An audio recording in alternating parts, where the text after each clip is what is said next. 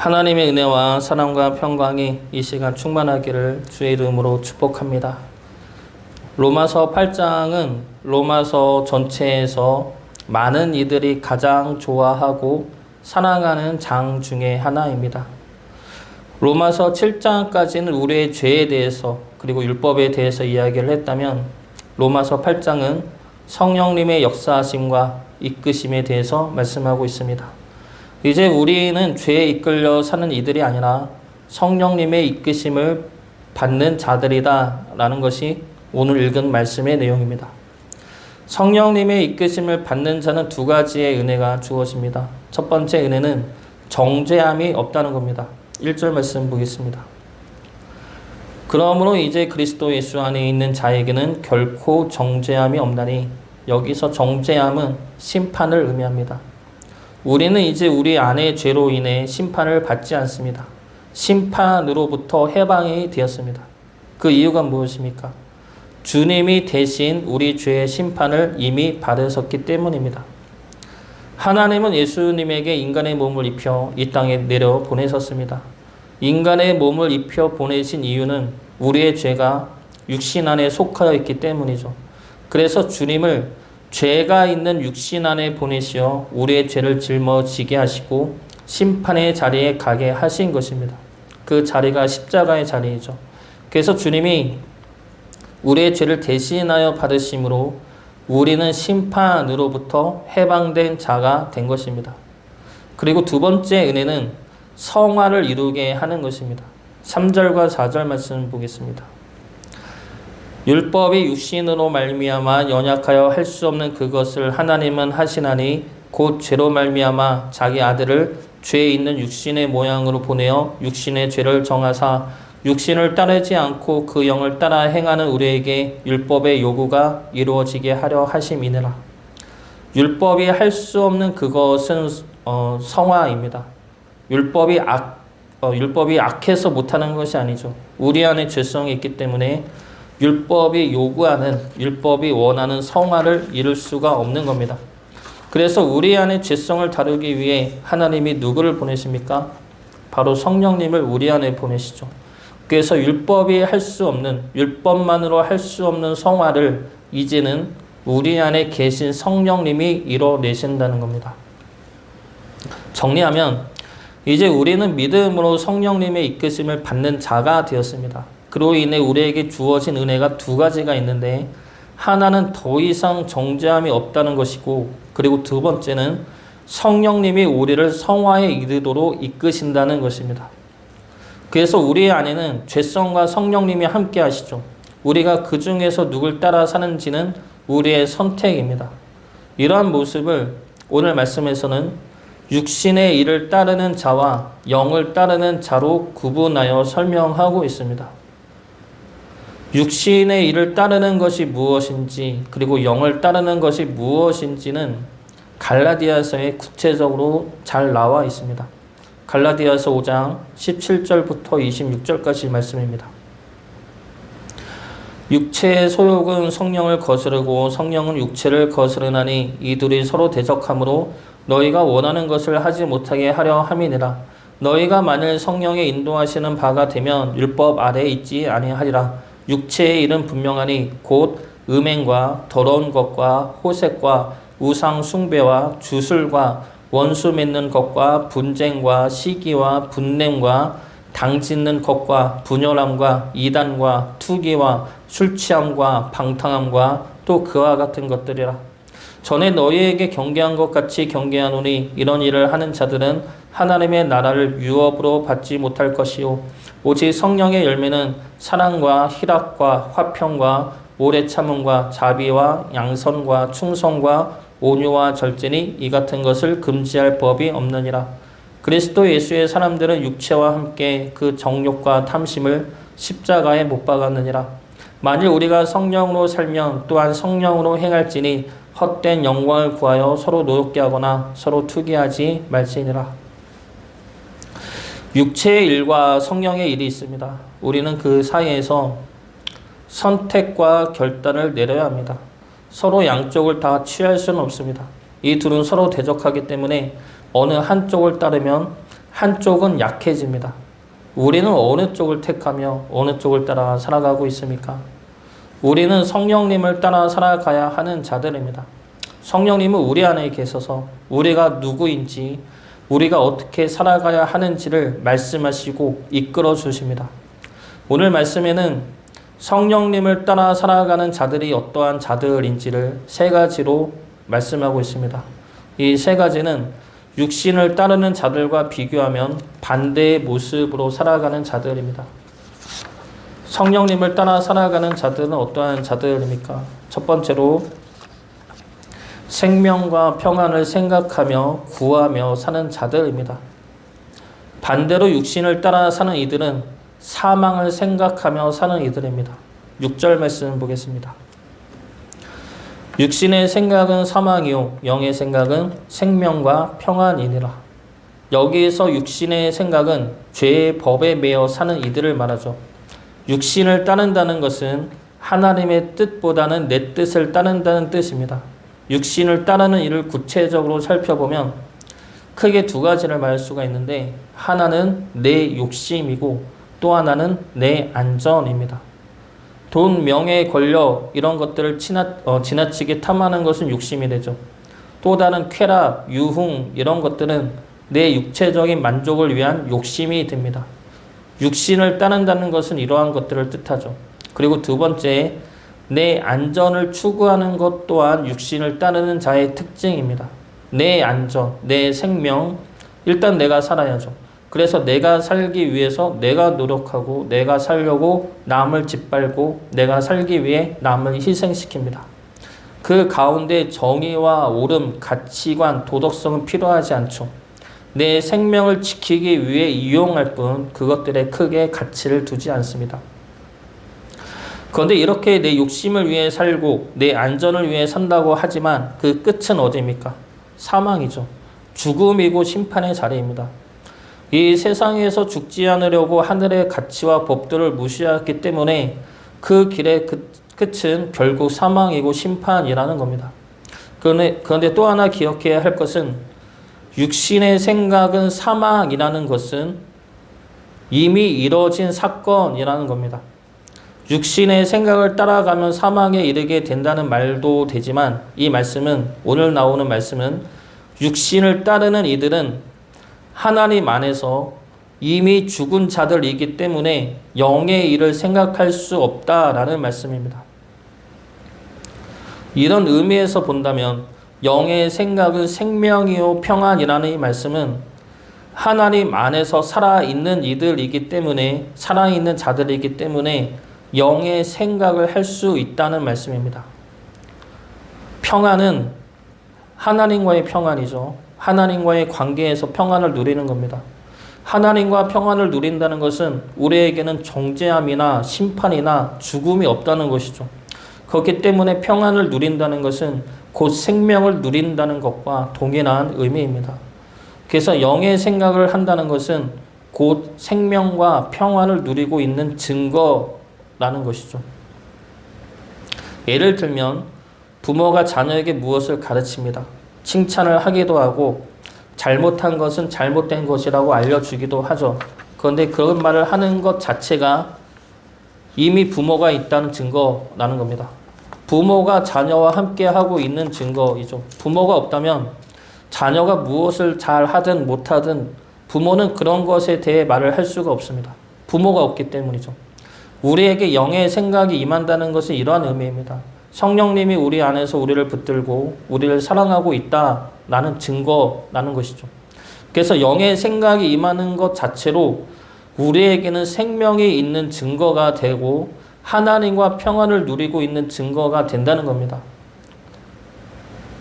영의 생각을 따라 살아가시기 바랍니다. 그로 인해 하나님이 주시는 생명과 평안을 누리며 살아가시기를 주의 이름으로 축복합니다. 두 번째로 성령님을 따라 살아가는 자는 하나님의 아들임을 깨닫는 자입니다. 반대로 육신을 따라 살아가는 자는 하나님과 원수된 자들이죠. 7절 말씀 보겠습니다. 육신의 생각은 하나님과 원수가 되나니 이는 하나님의 법에 굴복하지 아니할 뿐 아니라 할 수도 없습니다. 우리가 육신을 따라 살아가면 하나님의 말씀이 귀에 들리지가 않습니다. 들어도 이해가 되지가 않죠. 그러니 하나님의 말씀대로 순종할 수도 없는 겁니다. 예수님이 십자가를 지러 예루살렘에 들어가실 때 예수님은 제자들에게 십자가 순환에 대해 미리 말씀하십니다. 그러나 제자들은 어떠합니까? 예수님의 말씀을 들어도 이해하지를 못하죠. 왜 그렇습니까? 그들 속에는 육신의 일로 생각이 꽉 차 있었기 때문입니다. 예수님이 십자가에 대해 말씀하실 때 예수님의 제자들은 자신이 맡게 될 권력에 대한 생각을 하고 있었습니다. 예수님이 예루살렘에 입성하며 왕이 될 것인데 그때 누가 예수님의 오른팔이 되고 왼팔이 될 것이냐에 대해서 정신이 팔려 있었죠. 그래서 예수님에게 로비 작업을 하고 그리고 제자들끼리 서로 다투었던 겁니다. 그러니 주님의 말씀을 들어도 들려지지가 않는 것이죠. 주님이 십자가에 대해 말씀하실 때 베드로는 주님을 말립니다. 그러하지 말라고 말하죠. 이에 주님이 뭐라고 말씀하십니까? 사탄아 물러가라 라고 말씀하시죠. 마태복음 16장 22절부터 25절까지 말씀입니다. 베드로가 예수를 붙들고 항변하여 이르되 주여 그리 마옵소서 이 일이 결코 주께 미치지 아니하리이다. 예수께서 돌이키시며 베드로에게 이르시되 사탄아 내 뒤로 물러가라. 너는 나를 넘어지게 하는 자로다. 내가 하나님의 일을 생각하지 아니하고 도리어 사람의 일을 생각하는도다 하시고 이에 예수께서 제자들에게 이르시되 누구든지 나를 따라오려거든 자기를 부인하고 자기 십자가를 지고 나를 따를 것이니라. 누구든지 제 목숨을 구원하고자 하면 잃을 것이요 누구든지 나를 위하여 제 목숨을 잃으면 찾으리라. 우리가 육신의 일을 생각한다면 우리 역시 하나님의 말씀이 들리지가 않습니다. 이것은 예배를 들어도 마찬가지이죠. 우리가 중심이 되면 하나님의 말씀이 들리지가 않습니다. 들어도 내 생각에 맞는 말씀만 들리고 내 생각과 다른 말씀은 들리지가 않습니다. 오히려 하나님에게 내 생각대로 해줄 것을 강요하고 요구하죠. 내 생각과 내 뜻만 중시하고 내 계획대로 내가 원하는 대로 강요하는 자는 주님은 사탄이라 부르고 하나님은 원수라고 말씀하십니다. 하나님의 일을 이루지 못하게 하고 하나님의 뜻을 가로막는 자이기 때문입니다.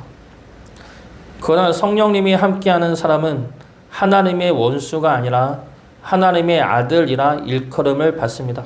14절과 15절 말씀 보겠습니다. 무릇 하나님의 영으로 인도함을 받는 사람은 곧 하나님의 아들이라. 너희는 다시 무서워하는 종의 영을 받지 아니하고 양자의 영을 받았으므로 우리가 아빠 아버지라고 부르짖느니라. 우리 안에 성령님이 계시다면 우리는 하나님의 원수가 될 수가 없습니다.